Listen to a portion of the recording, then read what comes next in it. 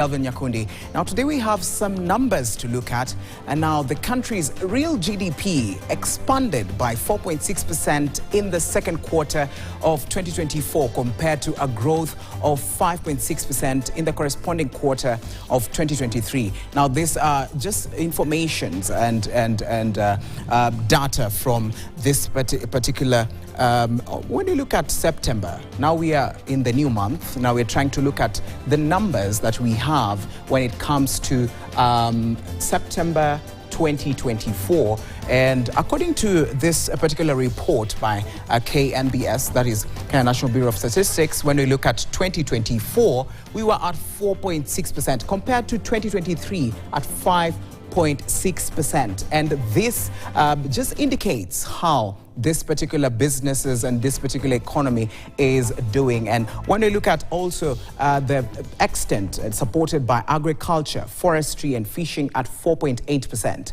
real estate at 6.0%, financial and insurance activities 5.1%, and wholesale and retail at 4.4%.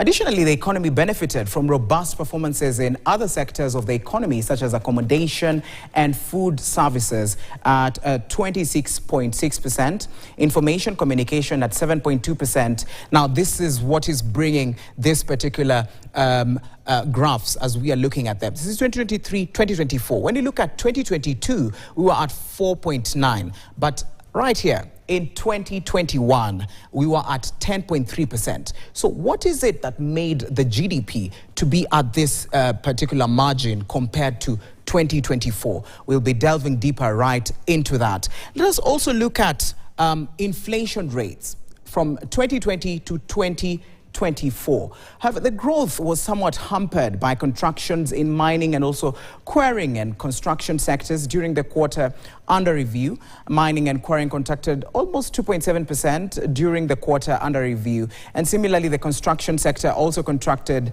2.9% compared to a growth of 27.7% in the second quarter. The macroeconomic indicators showed a mixed performance as we are looking at this. When you look at quarter one of 2020, we were slightly above the 6.0 mark.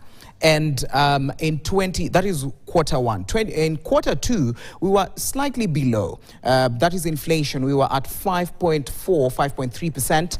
And going to the end of the year, we were also just playing between 5. And between quarter three and quarter four, we went down into closer just to 4.3% there.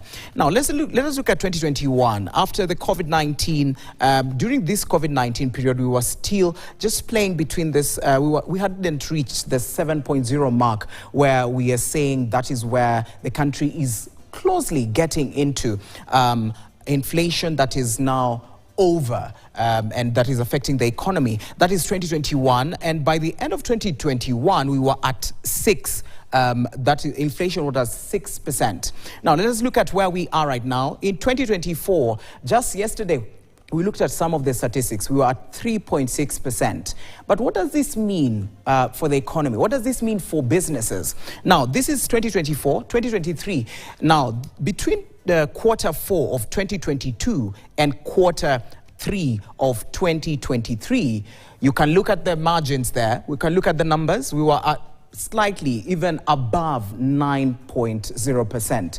That is where inflation was at that time. And we would also look at the exchange rates at that time were really very high. So therefore, we were closing and getting into the 9.5% over and also close to 10% of inflation. But now we are coming back into this. But now, looking at these numbers, what does also this mean for the economy? And when we look at this, it gives information about the size of also how the economy is performing and how different businesses are doing when it comes to this particular thing, when it comes to this also as well. And we will be just delving deeper into these numbers, looking at what the effect is and what this means going forward. And tune in into KTN. We are, even at 9 p.m. we'll be bringing you this even at a clearer perspective. All right, now we move on. The latest survey data signaled a slight deterioration in Kenya's private sector conditions in September. Now, this is the Stanbic Bank Kenya Purchasing Managers Index, which dipped below the neutral mark.